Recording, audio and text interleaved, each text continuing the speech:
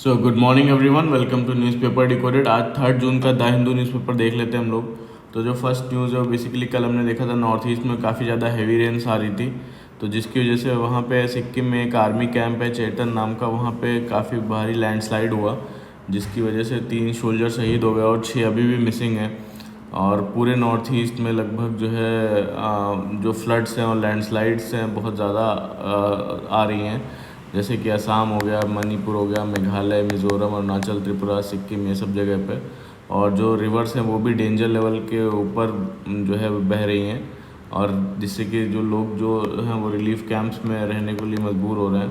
तो एक सिचुएशन एक नेचुरल डिज़ास्टर इमरजेंसी का सिग्नल है, जिसमें गवर्नमेंट की मदद और तेज़ी से काम करने की ज़रूरत है, बोलते हैं इसमें। नेक्स्ट न्यूज़ है उसमें बेसिकली जो scheme to promote manufacturing of electric cars in India, तो जिसमें कि अनाउंस की गई है मंडे को। इसमें फॉरेन जो कार मेकर्स हैं उनको 4,150 करोड़ रुपए लोकल जो है इलेक्ट्रिक व्हीकल मैन्युफैक्चरिंग में डालना होगा। तो इसमें इंपोर्ट कंसेशन क्या मिलेगा कि इनको जो है इंपोर्ट करने की इजाज़त मिलेगी लगभग 8,000 इलेक्ट्रिक कार्स पर ईयर, और इंपोर्ट ड्यूटी भी रिड्यूस की जाएगी 15% टू, ठीक है। और ये बेसिकली ऑपरेशनल कंडीशन क्या है, ये जो मैन्युफैक्चरिंग है ये बिगिन होनी चाहिए 3 साल के अंदर, विद इन 3 ईयर्स। और जो लोकल कंटेंट रिक्वायरमेंट जो है उसको भी फुलफ़िल करना चाहिए, है ना। और बाकी मिनिस्टर ने जो है वो भी क्या क्लैरिफाई किया कि जो टेस्ला है वो अपना शोरूम चाहता है इंडिया में, और मैन्युफैक्चरिंग नहीं, नॉट मैन्युफैक्चरिंग। और जो नई पॉलिसी है उसके हिसाब से जो ब्राउन फील्ड इन्वेस्टमेंट्स है, ब्राउन फील्ड इन्वेस्टमेंट जो है अपग्रेड करना एग्जिस्टिंग फैसिलिटीज़ को, है ना, फैक्ट्रीज़ को, तो वो भी अलाउ कर दिया गया है। तो ये ब्राउन फील्ड इन्वेस्टमेंट क्या होता है, बेसिकली जब कोई एक कंपनी एक ऑलरेडी कोई एग्जिस्टिंग प्लांट है उसका, तो वो बिल्डिंग या फैक्ट्री को अपग्रेड करके अपना प्रोडक्शन स्टार्ट करती है, उसे ब्राउन फील्ड इन्वेस्टमेंट बोलते हैं। जो नेक्स्ट न्यूज़ है उसमें बेसिकली कोविड का जो है अपडेट दिया हुआ है कि इसमें न्यू डेथ्स 4 न्यू डेथ्स हुई हैं। टोटल डेथ्स अब तक 32 हो चुकी हैं 2025 तक, और अभी 4,000 एक्टिव केसेस हैं इंडिया में।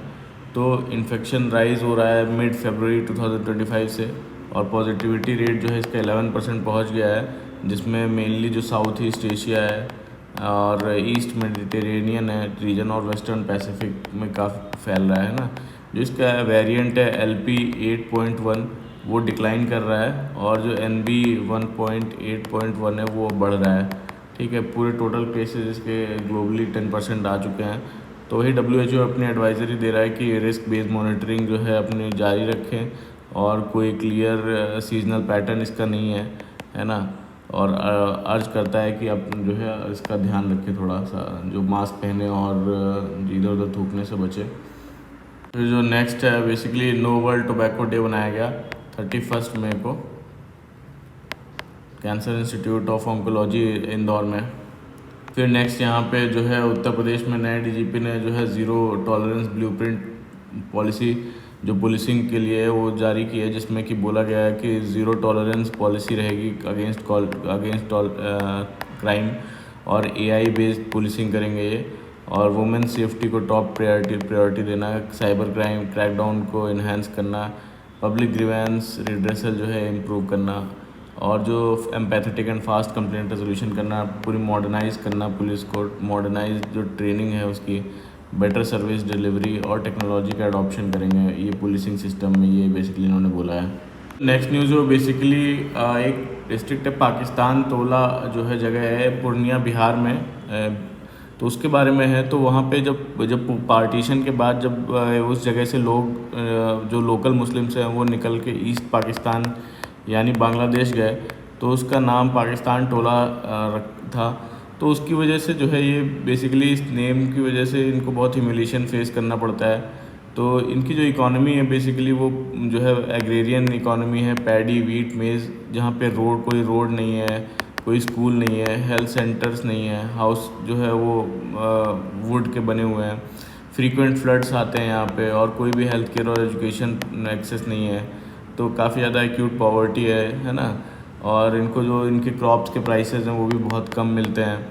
तो जब ये अब ये इनके नाम के साथ ये स्टिग्मा अटैच रह गया तो इनका सोशल जो ऑस्ट्रेसिज्म है उसका कारण बन गया, और इनके मैरिज प्रपोजल्स भी कई सारे इनके गांव के जो है कैंसिल हो जाते हैं। अब ये रीनेमिंग की डिमांड करते हैं कि इनका विलेजर्स जो है रीनेम करना चाहते हैं इसको, विलेज को बिरसा नगर, जो हमारे ट्राइबल आइकन है बिरसा मुंडा जी उनके नाम पे। तो अभी कई सारे मेमोरेंडम डॉक्यूमेंट सबमिट किए गए, लेकिन कोई ऑफिशियल प्रोग्रेस नहीं है इसमें, और डिस्ट्रिक्ट ऑफिशियल्स ब्लेम करते हैं पंचायती राज डिपार्टमेंट को डिलेज के लिए। लोकल एमएलएज और अथॉरिटीज़ भी लार्जली अनरिस्पॉन्सिव हैं। तो इमोशनल सेंटिमेंट्स जुड़े हुए हैं, विलेजर्स जो है बर्डन फील करते हैं इस नेम के साथ, क्योंकि वो नेशनल शेम एसोसिएटेड है इसके साथ। तो वो भी अब चाहते हैं कि अपने लिए डिग्निटी, डेवलपमेंट और रिकॉग्निशन हो स्टेट का। जो नेक्स्ट न्यूज़ है उसमें बेसिकली जो अभी थोड़े दिन पहले एक इंसिडेंट हुआ था जो केरला के कोस्ट के पास में, जिसमें एक शिप है जो MSC एल्सा 3, वो बेसिकली डूब गया था, जिसमें कि काफ़ी ज़्यादा माइक्रो प्लास्टिक्स थे, कैल्शियम कार्बाइड था, ऑयल था, है ना, और नडल्स मतलब माइक्रो प्लास्टिक्स जो 1 से 5 mm के डायमीटर में होते हैं, जो हमारी फूड चेन में भी एंटर कर जाते हैं। तो ये बेसिकली जो है रिस्क है मैरीन बायोडाइवर्सिटी के लिए और कोस्टल लाइफ के लिए। तो अब बेसिकली NGT ने क्या किया है, इसमें सुओ मोटो जो है नोटिस लिया है। सुओ मोटो मतलब खुद नोटिस लिया है, इस चीज़ का संज्ञान लिया है, और जो वायलेशंस बोले जा रहे हैं वो बायोलॉजिकल डाइवर्सिटी एक्ट का, वाटर पोल्यूशन एक्ट का, और जो एनवायरमेंटल प्रोटेक्शन एक्ट है। तो इसने बेसिकली जो ये NGT ट्राइब्यूनल है, इसने डिटेल्ड रिपोर्ट मांगी है हज़ार्डस मटेरियल में के बारे में, और monitoring of pollutant drift due to ocean currents and wind ongoing. तो अभी नेशनल ग्रीन ट्राइब्यूनल क्या है, NGT एक बार देख लेते हैं।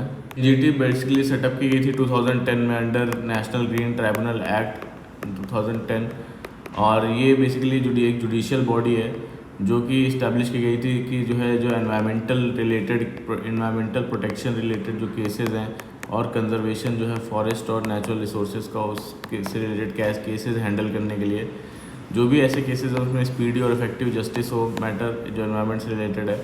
और ये सारे जो एक्ट्स हैं, biodiversity act, wild life protection, environmental protection act, air act, water act, इन सब में बेसिकली वो करती है।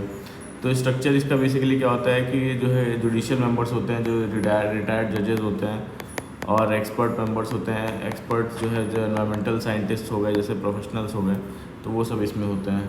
तो जैसे न्यूज़ का फ़ायदा ये होता है कि न्यूज़ में देखिए हमने पढ़ा कि जैसे सुओ मोटो इसने कॉग्निजेंस लिया, तो कोई उसमें प्रीलिम्स में दे सकते हैं कि जो है can NGT take suo motu cognizance, तो यस होगा। तो ऐसे न्यूज़ का फ़ायदा होता है जो डेली न्यूज़ ऐसे देखते हैं न्यूज़पेपर से।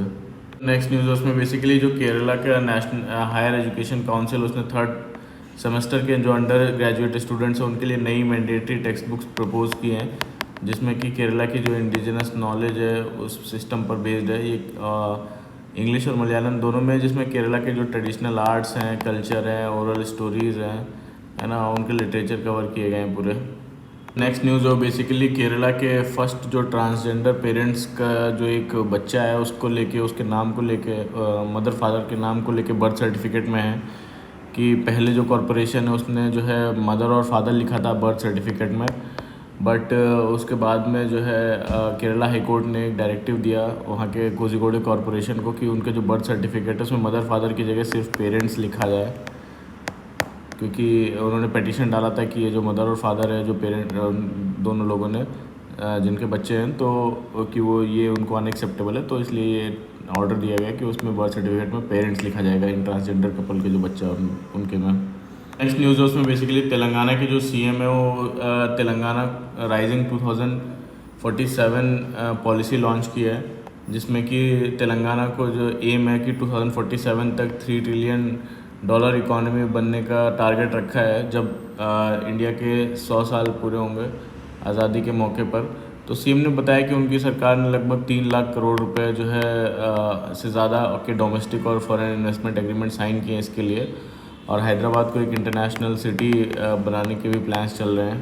यहाँ पे नेक्स्ट जो न्यूज़ है इसमें बेसिकली पंजाब ने जो है अप्रूव किया नई लैंड पुलिसिंग पॉलिसी, जिसमें कि पॉलिसी का एम है जो लैंड ओनर्स हैं और जो प्रमोटर्स हैं कंपनीज़ को डेवलपमेंट प्रोसेस में जो है ये हिस्सा बनाना है, स्टेक होल्डर बनाना है, स्कीम जो है स्मॉल और मार्जिनल जो फार्मर्स हैं उनके लिए फ़ायदेमंद है, ज़्यादा ऑप्शन देगी लैंड ओनर्स को, और उनके पास फुल अथॉरिटी होगी फार्मर्स के पास कि वो अपनी ज़मीन इनको देना चाहते हैं कंपनीज़ को या कि नहीं, खुद डिसाइड करेंगे, कोई ज़बरदस्ती लैंड एक्विजिशन नहीं होगा इसमें बोलते हैं।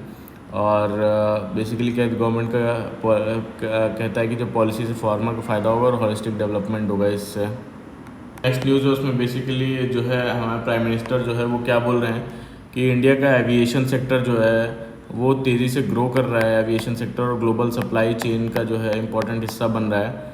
तो जो नया भारतीय वायुयान अधिनियम 2024 है वो पुराना जो एयरक्राफ्ट एक्ट है उसको रिप्लेस करके आया है, जो कि एविएशन लॉज को ग्लोबल स्टैंडर्ड के साथ अलाइन करता है। इससे जो रेगुलेटरी प्रोसेसेस हैं वो सिंपल बने हैं और कंप्लायंस जो है उनका एयरलाइंस का इजी होगा, और टैक्स स्ट्रक्चर भी, टैक्स कंप्लायंस भी सिंप्लीफाई किया गया है। ठीक है, तो अब मोदी ने बेसिकली मोदी जी ने कंपनीज़ को मेक इन इंडिया और जो डिज़ाइन इन इंडिया है वो दोनों को अपनाने के लिए इनकरेज किया है। तो इंडिया ने 2030 तक जो है $4 बिलियन का मेंटेनेंस, रिपेयर और जो वो ऑपरेशंस हब बनाने के गोल रखता है। कितना? $4 बिलियन MRO का।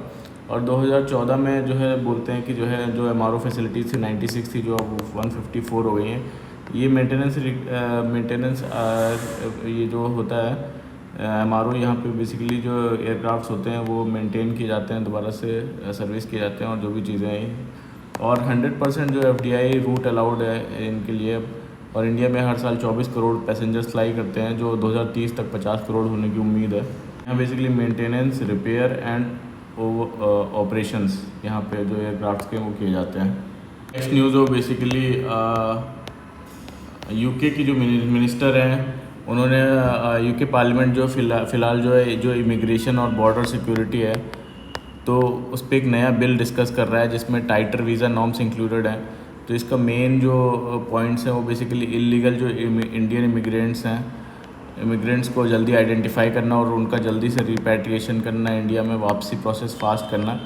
ठीक है, और क्रिमिनल गैंग्स जो हैं उनके खिलाफ जो है एक्शन लेना। जो माइग्रेशन एंड मोबिलिटी पार्टनरशिप जो है वो MOU उसको अपडेट करना। और इनके ऑफिशियल डेटा में ये बोला गया कि 2471 इंडियंस ने इंग्लिश चैनल जो है क्रॉस करके छोटी बोट से यूके में इलीगल एंट्री ली, और 86 इंडियन स्मॉल बोट्स से पकड़े गए बिना वैलिड डॉक्यूमेंट्स के। तो अब न्यू अपडेटेड प्रोटोकॉल ये है कि अगर कोई Indian passport holder visa over stay करता है तो उसको 30 दिन के अंदर जो है वेरिफिकेशन कराना होगा, और अगर पासपोर्ट नहीं है और इंडिविजुअल एक्सेप्ट करता है कि वो इंडियन है तो 90 दिन में नेशनैलिटी कंफर्म करना होगा, विदिन 90 डेज़ नेशनैलिटी कंफर्म करना होगा। ठीक है, जो नेक्स्ट न्यूज़ है वो basically India and Paraguay can strengthen trade ties, prime minister.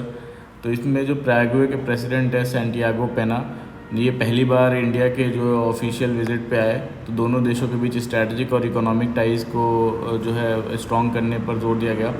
Trade और कॉमर्स में बात की गई। जो PM ने जो इनका जो साउथ अमेरिका का जो ट्रेड ब्लॉक है वो मर्कोसर, जिसमें कि ब्राज़ील आता है, अर्जेंटीना आता है, उरुग्वे और पैराग्वे आता है। इसमें जो है भारत पैराग्वे पार्टनरशिप को एक्सपैंड करने की बात की, और जो इंडिया ने preferential trade agreement already sign किया हुआ है मर्कोसर के साथ 2004 में। और मोदी जी ने कहा कि digital technology, critical minerals, energy, health care, defence, agriculture, space और रेलवे सेक्टर में नए मौके मिलेंगे। और जो स्ट्रैटेजिक इंपॉर्टेंस में ये बताया कि जो है जो पेना है जो वहाँ के प्रेसिडेंट वो इंडिया को एक की स्ट्रैटेजिक पार्टनर बताते हैं, है ना, स्ट्रैटेजिक पार्टनर होता है, स्पेशली जो इनोवेशन और टेक्नोलॉजी के फील्ड में है। और पैराग्वे कॉशियस जो फॉरेन पॉलिसी वो फॉलो करता है, किसी भी रीजनल या ग्लोबल पावर से एंटागनाइज नहीं करता। और इंडिया के लिए क्यों इम्पोर्टेंट है पैराग्वे, क्योंकि पैराग्वे जो है नेचुरल रिसोर्सेज और क्रिटिकल मिनरल्स उसमें काफ़ी इम्पोर्टेंट है इंडिया के लिए। और रीजनल डायनेमिक्स जैसे कि साउथ अमेरिका की है, वहाँ पे ब्राज़ील और अर्जेंटीना ये दोनों डोमिनेट करते हैं। बट जो पैराग्वे है वो जो है वो न्यूट्रल और बैलेंस्ड स्टैंस यूज़ करता है मैं इंडिया के लिए, तो काफ़ी ट्रस्टेड और रीजनल पार्टनर इसको बनाता है हमारे लिए। तो नेक्स्ट न्यूज़ हो बेसिकली यूनाइटेड किंगडम में जो हमारे MP हैं रविशंकर प्रसाद जी ने, उन्होंने मल्टी पार्टी डेलीगेशन जो लंदन में है एंटी टेरर के खिलाफ कॉपरेशन के खिलाफ, तो उसमें बेसिकली जो इंडो पैसिफिक मिनिस्टर हैं वहाँ के कैथरीन वेस्ट यूनाइटेड किंगडम के, उनसे मुलाकात की और टेररिज्म के खिलाफ इंडिया के एफर्ट को सपोर्ट किया। और तो बेसिकली दोनों ने डेलीगेशन में टेररिज्म को ह्यूमैनिटी के लिए सबसे बड़ा खतरा बताया, और यूके बोलता है कि वो जो है इंडिया के साथ है एंटी टेरर एफर्ट्स में। जो नेक्स्ट न्यूज़ है उसमें basically national human rights commission ने नोटिस इशू किया है बिहार को over death of minor rape victim. तो एक 9 साल की रेप सर्वाइवर की डेथ हो गई है पटना मेडिकल कॉलेज और हॉस्पिटल्स में। तो NHRC ने इसको बेसिकली इस केस को ह्यूमन राइट वायलेशन बताया है और डिटेल रिपोर्ट मांगी बिहार से। तो की इश्यूज़ में जो है इसमें हाईलाइट किए जाते हैं कि हॉस्पिटल जो उसमें शिफ्ट किया गया उसमें बेसिक इमरजेंसी केयर नहीं मिल पाना, और उनके जो सर्वाइवर हैं उनके मेडिकल इंफ्रास्ट्रक्चर के हॉस्पिटल में कमी और सिस्टमिक जो है नेग्लिजेंस है ये अथॉरिटीज़ के पार्ट पे। जो NHRC क्या है, नेशनल ह्यूमन राइट्स कमीशन, ये बेसिकली एक इंडिपेंडेंट बॉडी है जो protection of human rights act 1993 के अंडर बनाई गई थी। तो इसका पर्पज़ होता है बेसिकली जो ह्यूमन राइट वायलेशन है उसको रोकना, और जो हर एक सिटीज़न है उसके बेसिक जो ह्यूमन राइट्स हैं उसको प्रोटेक्ट करना।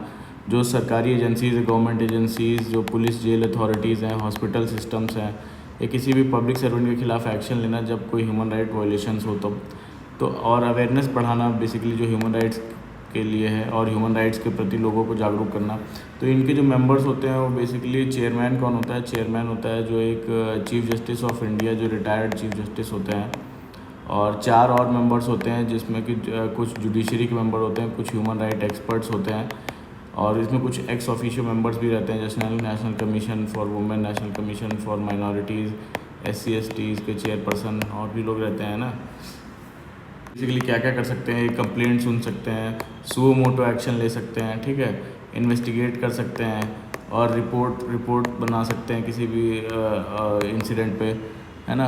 और कोर्ट्स को भी रेकमेंड करते हैं कभी कभी विक्टिम को कंपनसेशन के केस में jail, shelter home, hospital visit करना, उनकी कंडीशंस को इंस्पेक्ट करना, इन सब के लिए होता है ये। जिनके ऑर्डर्स होते हैं वो बाइंडिंग नहीं होते हैं, ठीक है, और सिर्फ जो है 1 साल से पुराने केसेस को ही एंटरटेन कर सकती है टाइम बाउंड जुरिसडिक्शन में। तो नेक्स्ट न्यूज़ है वो बेसिकली यहाँ पे सेंटर यूनियन गवर्नमेंट जो है उसने 291 जो है डिस्ट्रिक्ट्स आइडेंटिफाई किए हैं, जिसमें डिस्ट्रिक्ट डी एडिक्शन सेंटर्स बनाने के लिए प्रपोजल दिया है। डी एडिक्शन ड्रग्स के केस में ये step national action plan for drug demand reduction के अंडर जो है ये लिया जा रहा है।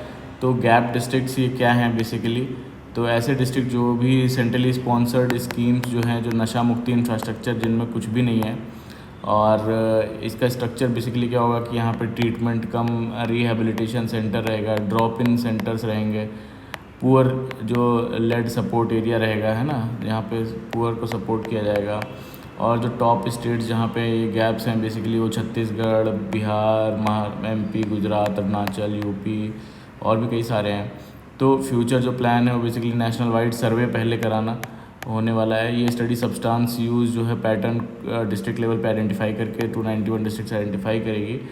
और कौन अप्लाई कर सकता है इस पर, बेसिकली जो NGOs जो हैं और जिनका मिनिमम 2 साल एक्सपीरियंस है डी एडिक्शन फील्ड में। और ऑब्जेक्टिव इसका बेसिकली ओवरऑल ये है कि जो है अवेयरनेस प्रोग्राम को रन करना, और सब्सटेंस जो अब्यूज़ है उसके रिस्क को मिटिगेट करना, वल्नरेबल कम्युनिटीज़ को सपोर्ट देना, है ना, ये सब है। जो नेक्स्ट न्यूज़ है इसमें बेसिकली ICMR ने, जो Indian council of medical research है, उसने बेंगलुरु में एक नई स्ट्रिक्ट सी 19 डिस्ट्रिक्ट्स में डायबिटीज़ और हाइपरटेंशन के केस में पब्लिक और प्राइवेट हेल्थ केयर फैसिलिटीज़ की रेडीनेस कितनी है। तो इसमें देखा गया कि जो प्राइमरी हेल्थ केयर फैसिलिटीज़ है वो बेटर प्रिपेयर्ड है पब्लिक फैसिलिटीज़ के कंपैरिजन में। और डिस्ट्रिक्ट हॉस्पिटल में बेसिकली डायग्नोस्टिक जो सर्विसेज हैं वो उनकी कमी है, और जो है क्रॉनिक जो डिजीज़ केयर जो है वो भी उसके लिए भी कम प्रिपेयर्ड है। मेडिसिन सप्लाई और ट्रेंड स्टाफ जो है एडिक्वेट नहीं है हर जगह। तो रिकमेंडेशन देते हैं बेसिकली कि ह्यूमन रिसोर्स इंश्योर करें, एसेंशियल जो ड्रग सप्लाईज़ हैं वो भी ऐसे इंश्योर करें, ट्रेंड प्रोग्राम मैनेजर्स रखें, डायग्नोस्टिक सर्विसेज को स्ट्रेंथन करें हायर लेवल पे, है ना, और बिल्ड करें पूरा एक रोबस्ट इंफॉर्मेशन सिस्टम जो है in public health care for better disease management. Next article है वो बेसिकली प्रेसिडेंट रूल के बारे में है कि कैसे प्रेसिडेंट रूल इम्पोज किया जाता है। तो ये आर्टिकल 356 में बताया गया है कि 356 आर्टिकल में जब कोई एक स्टेट गवर्नमेंट जो है वो बेसिकली कॉन्स्टिट्यूशन के अकॉर्डिंग काम नहीं कर पाती है तो प्रेसिडेंट्स रूल लगाया जा सकता है उस स्टेट में। इस डिसीज़न का बेस जो है वो गवर्नर की रिपोर्ट भी हो सकती है, जिसमें यूनियन गवर्नमेंट के अगर डायरेक्शन स्टेट गवर्नमेंट नहीं मानती है, फेलियर रहता है उसको डायरेक्शन मानने में, तो भी प्रेसिडेंट रूल लगाया जा सकता है। तो लेकिन इस केस में जो है पार्लियामेंट से अप्रूवल लेना ज़रूरी होता है विदिन 2 मंथ्स और विद सिंपल मेजॉरिटी के साथ।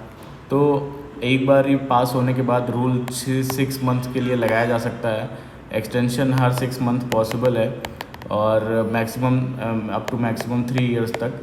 ठीक है, अब ये हिस्ट्री बताते हैं इसकी मिस यूज़ की। बेसिकली डॉक्टर BR अम्बेडकर ने जो है आर्टिकल 356 को एक डेड लेटर बताया था, आर्टिकल 356 को, और बनाना चाहा था, और लेकिन पास्ट में इस आर्टिकल को पॉलिटिकल मिसयूज़ हुआ है। इसमें रूलिंग पार्टीज़ ने मेजॉरिटी वाली जो स्टेट गवर्नमेंट्स हैं हटा दी विदाउट प्रॉपर रीजंस।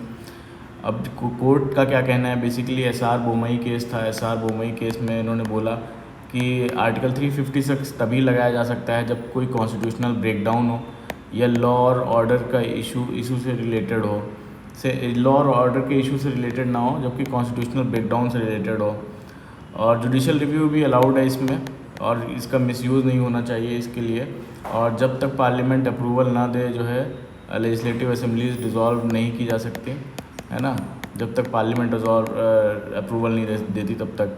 और ये सिर्फ तब तक जो है सस्पेंडेड एनिमेशन में रखा जा सकता है। जैसे कि केसेस बताते हैं, बिहार, उत्तराखंड और अरुणाचल प्रदेश में कोर्ट ने गलत तरीके से इम्पोज प्रेसिडेंट रूल जो है स्ट्राइक कर दिए। और मणिपुर के केस में बताते हैं जो सिक्योरिटी जो सिचुएशन है डिटोरिएट होने के बाद मणिपुर में भी प्रेसिडेंट्स रूल इम्पोज किया गया, और असेंबली अभी भी एग्जिस्ट करती है वहाँ पे, करेंटली सस्पेंडेड है, सस्पेंडेड एनिमेशन के स्टेटस में है, क्योंकि अभी पार्लियामेंट से अप्रूवल लेना ज़रूरी है उसको डिज़ोल्व करने के लिए। डिज़ोल्व नहीं किया जा सकता, जब मैंने बोला ना लेजिस्लेटिव असेंबली को डिज़ोल्व नहीं किया जा सकता जब तक वो पार्लियामेंट से अप्रूवल ना ले, और जो है ये तब तक सस्पेंडेड एनिमेशन में रहेगा। तो मणिपुर के केस में भी अभी सस्पेंडेड एनिमेशन में है। और फिर वहाँ पे अब गवर्नर से बेसिकली काफ़ी एम एल ने मिल के सरकार बनाने की रिक्वेस्ट की है। तो अगर मेजॉरिटी सपोर्ट वाली गवर्नमेंट बन सकती है तो प्रेसिडेंट रूल रिवोक करना लॉजिकल होगा। पब्लिक कॉन्फिडेंस और सोसाइटल हारमोनी भी क्रूशियल है न्यू गवर्नमेंट के लिए। तो ये इस पूरे आर्टिकल में बोला गया है। नेक्स्ट है बेसिकली ये हम अपने आर्टिकल के डिस्कशन में कवर करेंगे, वरना बहुत लंबा हो जाएगा वीडियो।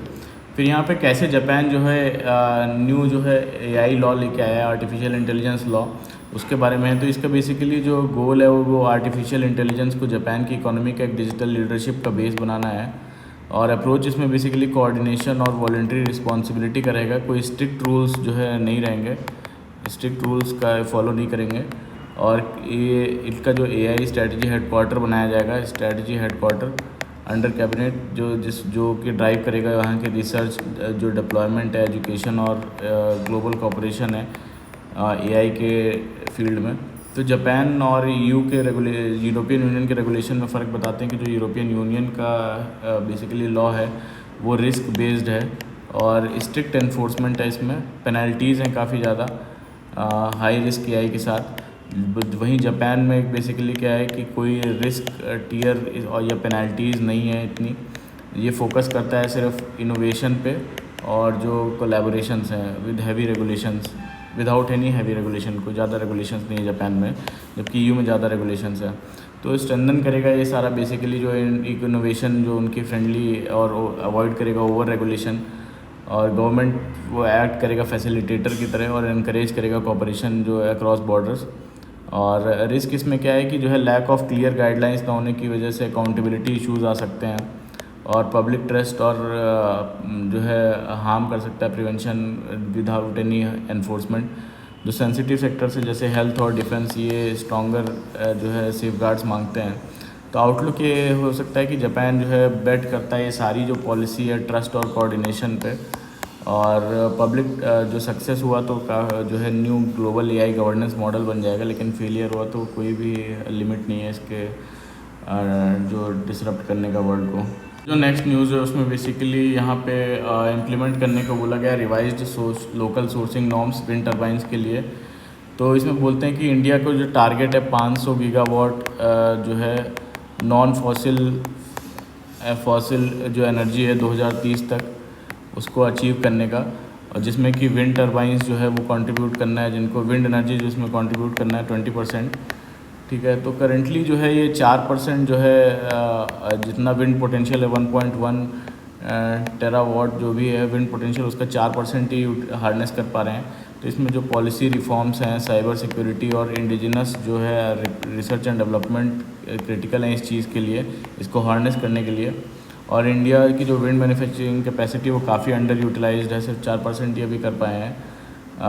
जिसमें कि टरबाइन की कैपेसिटी अगर देखें तो 20 गीगावाट है, जिसमें कि सिर्फ 20% ही यूटिलाइज्ड है।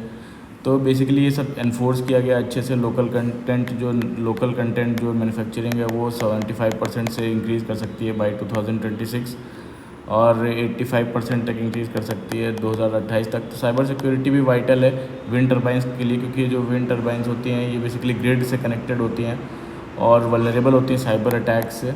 तो ये नेशनल पावर सप्लाई को भी जो है इम्पैक्ट कर सकती हैं। यहाँ पे जो नेक्स्ट आर्टिकल है वो बेसिकली सिटी बैंक और जो ICICI बैंक है उसके व्यू का है। Basically rural consumption to drive India's GDP growth this fiscal year. तो जो लास्ट ईयर का जो Q4 रहा उसमें हमारी ग्रोथ 7.4% रही, जितनी एक्सपेक्टेशन से ज़्यादा थी। तो जो पर्सनल कंजम्पशन जिसमें कि 6% से ज़्यादा का इंक्रीज़ हुआ Q4 में, और बोलते हैं कि रूरल कंजम्पशन की है, सिटी बैंक बोलता है ऐसा। रूरल डिमांड रिमेंस जो है स्ट्रॉन्ग वाइल अर्बन डिमांड जो है वो अनइवन है।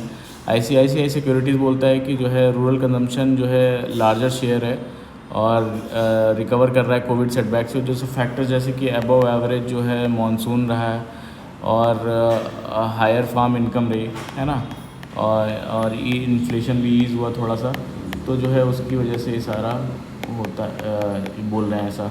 जो नेक्स्ट में बोलते हैं कि जो काफ़ी ज़्यादा इन्वेस्टमेंट किया जा रहा है जो रिन्यूएबल एनर्जी में, वेस्ट मैनेजमेंट में और इलेक्ट्रिक व्हीकल्स में, तो उससे जो है जॉब्स ग्रोथ हो रही हैं। जैसे कि इंडियन का जो ग्रीन सेक्टर है वो 7.29 मिलियन जॉब्स क्रिएट कर सकता है फाइनेंशियल ईयर 2028 तक। तो analysis based on macro economic trends, industry demand और सेक्टर ग्रोथ, इस पे बताया गया इस बेसिस पे। जो आर्टिकल है वो बेसिकली हीट वेव्स के बारे में है कि कैसे how do heat waves gripping India impact country labour productivity. तो मानसून इस बार पहले आ गया, थोड़ा एक हफ़्ता पहले, जो गर्मी को थोड़ा सा ठंडा करने में मदद की, लेकिन इकोनॉमी पे जो इम्पैक्ट है इसका इंडियन लेबर ऑर्गेनाइजेशन के हिसाब से हीट वेव की वजह से इंडिया को $100 बिलियन का नुकसान हुआ, और ख़ासकर छोटे बिजनेस और इनफॉर्मल वर्कर्स को सबसे ज़्यादा तकलीफ़ हुई। और इसमें एग्रीकल्चर में ये प्रॉब्लम है कि हर 1 डिग्री सेल्सियस जितना भी राइस के साथ जो वीट की प्रोडक्टिविटी है वो 5.2% तक कम हो जाती है। ठीक है, और जो लेट हीट वेव से जो है चावल जो राइस की फसल है वो भी कम हुई। ज़्यादा रिस्क वाले इलाके जो हैं जैसे कि दिल्ली, महाराष्ट्र, केरला, गुजरात, राजस्थान, तमिल, आंध्र प्रदेश, मध्य प्रदेश, उत्तर प्रदेश, ये सबसे ज़्यादा इफेक्टेड हुए। और अर्बन हीट आइलैंड्स जो हैं वो इफ़ेक्ट क्या है, बेसिकली शहर ज़्यादा गर्म होते हैं क्योंकि रात को ठंडा होने के टाइम मिलता है उनको, जिससे हीट स्ट्रेस, अर्बन हीट बढ़ता है, तो अर्बन हीट आइलैंड्स बनते हैं। तो और जो वर्कर्स की हालत है वो उसमें भी 75% जो वर्कफोर्स है वो हीट स्ट्रेस के कांटेक्ट में रहता है हर टाइम। इनफॉर्मल और आउटडोर वर्कर्स की इनकम हीट वेव से 40% तक गिर सकती है, और प्रोडक्टिविटी लॉस भी होता है इससे। और सर जो गवर्नमेंट जो इसमें ले रही है जो स्टेप्स, वो बेसिकली है नेशनल डिज़ास्टर मैनेजमेंट गाइडलाइंस, और होम मिनिस्ट्री ने गाइडलाइंस बनाई हैं जिसमें कि जो है बेसिकली जो है जो काम करने का टाइम है उसको रेगुलेट करना, और पानी की मेडिकल जो है वो हेल्प करना, और प्रोटेक्टिव कपड़े भी दिए हैं मेनली जो अर्बन एरियाज़ में है। और रूरल एरियाज़ में हेल्थ केयर भी कमज़ोर होने की वजह से जो है हेल्थ रिस्क वहाँ पे भी बहुत ज़्यादा है हीट वेव से। यहाँ पे जो OPEC प्लस कंट्रीज़ हैं जो ऑयल प्रोड्यूसिंग नेशंस हैं, तो उसमें उन्होंने जुलाई में जो है काफ़ी ज़्यादा प्रोडक्शन बढ़ाने का फ़ैसला लिया है, मेनली जो सऊदी अरेबिया हैं, रशिया और UAE के लिए। तो लेकिन क्वेश्चन ये है कि जो है ये जो ये कंट्रीज़ हैं वो अपनी प्रोडक्शन बढ़ा पाएंगी, क्योंकि बायर्स मिलेंगे इनको कि नहीं मिलेंगे। जो एक्सपोर्टर्स होते हैं वो बेसिकली वॉल्यूम सेट करते हैं कि कितना एक्सपोर्ट होगा और कितना ट्रेड होगा, पर सऊदी अरेबिया और रशिया में जो है बेसिकली एक्सपोर्टर्स अभी कोई ग्रोथ नहीं है। तो OECD कंट्रीज़ में जो क्रूड इन्वेंट्रीज़ हैं बेसिकली, तो वो क्रूड इन्वेंट्रीज़ जो है ये प्री कोविड लेवल से थोड़ी कम है, पर अभी बढ़ रही हैं। चाइना और एशिया में क्रूड जो डिमांड है चाइना और एशिया में वो कम हुई है। डिमांड में कोई बढ़त नहीं है, लेकिन जो ग्लोबल प्राइसेस हैं वो 30% से गिरे हुए हैं अभी इस टाइम पे। ये इसमें पूरा बोला गया है। नेक्स्ट जो न्यूज़ है वो बेसिकली यूनाइटेड स्टेट्स से रिलेटेड है कि वहाँ पे टिप्स टैक्स ब्रेक है। टिप्स टैक्स ब्रेक क्या है बेसिकली, ये ट्रम्प ने इसको रेफ़र करते हैं कि जो एक प्रोविज़न है उनके टैक्स बिल में जो अलाउ करता है जो वर्कर्स होते हैं जो इनकम अर्न करते हैं टिप्स से, जैसे कि जो बार टेंडर्स हो गए, वेटर्स हो गए और जो हेयर ड्रेसर्स हो गए, इनको ये जो है बेसिकली टैक्स नहीं पे करेंगे अप टू सर्टेन लिमिट। तो यही बोला गया है इसमें कि ट्रम्प का जो ये टिप टैक्स ब्रेक है वो वर्किंग क्लास लोगों के लिए है, लेकिन सिर्फ छोटे हिस्से को फ़ायदा पहुंचाता है। और एक्सपर्ट्स कहते हैं कि ये बिल अमीर लोगों को ज़्यादा फ़ायदा देता है, जबकि गरीब फैमिलीज़ का इनकम और हेल्थ केयर कट हो सकता है। तो ये इसमें बोला गया है। फिर जो नेक्स्ट न्यूज़ है उसमें बेसिकली यूनाइटेड किंगडम के बारे में है कि यूके के जो प्राइम मिनिस्टर हैं कीर स्टारमर, इन्होंने एक डिसीज़न लिया था जिसमें इन्होंने डिफेंस बजट बढ़ाने की बात की थी कि 2027 तक ये 2.5% ऑफ जीडीपी डिफेंस पर लगाएंगे और 2029 से 34 तक जो है ये लगभग 3% तक बढ़ाने का प्लान किया इन्होंने। और ये क्यों किया, बेसिकली जो रशिया का एग्रेशन बढ़ता हुआ है यूक्रेन में है, तो यूके को जो है वॉर फाइटिंग रेडीनेस की तरफ बढ़ा रहा है ये जो इनका डिफेंस बजट बढ़ाने का डिसीज़न है। तो इसमें इन्होंने इसके तहत जो है सबमरीन्स बनाने का प्लान और जो new submarines, nuclear war heads और साइबर कैपेबिलिटीज़ को बढ़ाने का डिसीज़न लिया है। नेक्स्ट न्यूज़ में उसमें बेसिकली रशिया और यूक्रेन के बारे में है कि रशिया और यूक्रेन ने जो इस्तांबुल में अपनी जो 3 साल पुरानी जो वॉर चल रही है उसको ख़त्म करने के प्लान्स एक्सचेंज किए हैं। और जो यूक्रेन के प्रेसिडेंट हैं उसमें ऐसा बोला है कि जो पीस टॉक्स होंगे उसमें रशियन प्रेसिडेंट जो पुतिन है उनको रिवॉर्ड ना किया जाए। और ये टॉक्स जो है एक दिन बाद आए जब यूक्रेन ने कल जो है ड्रोन अटैक्स किए थे रशिया पे, उनके स्ट्रैटेजिक बॉम्बर्स को नुकसान पहुंचाया था। फिर रशिया ने भी रिटेलिएट किया था काफ़ी ज़्यादा। तो दोनों तरफ से जो प्रिजनर्स के एक्सचेंज डॉक्यूमेंट्स एक्सचेंज किए गए हैं और यूक्रेन जो है बेसिकली फुल सीज़ फायर चाहता है, जबकि रशिया अभी तक जो है मना कर रहा है इससे।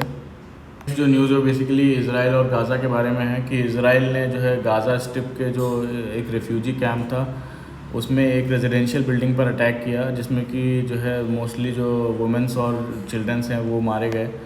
और इज़राइल हमास की जो ये वॉर है ये अक्टूबर 2023 में स्टार्ट हुई, जब पैलेस्टीनियन मिलिटेंट्स ने जो है इज़राइल में अटैक किया था, जिसमें कि 1200 लोग मारे गए थे और 251 जो किडनैप किया गया था। हमास के पास अभी भी लगभग 58 जो हॉस्टेजेस हैं इज़राइल के वो हैं। इज़राइली मिलिट्री कैंपेन में जो है लगभग 54,000 से ज़्यादा पैलेस्टीनियंस मारे गए हैं। तो गाज़ा में ज़्यादातर एरिया तबाह हो चुका है जो है इसमें बोलना है इनका, और 90% लोग जो है वो अपना घर छोड़कर भाग गए हैं। तो इज़राइल का कहना है वो जब तक अटैक करेगा, जब तक पूरी तरह जो है हमास को डिसमेंटल नहीं कर देता और हॉस्टेजेस उनके रिलीज़ नहीं कर देता। तो ये था आज का पूरा हमारा न्यूज़ डिस्कशन जो 3 जून का था। तो प्लीज़ अच्छा लगा हो तो लाइक करिएगा, कमेंट करिएगा और सब्सक्राइब करिएगा। और कोई भी सजेशन हो तो प्लीज़ कमेंट करके बताइएगा कि क्या हम इसमें इम्प्रूव कर सकते हैं। Thank you very much for the discussion.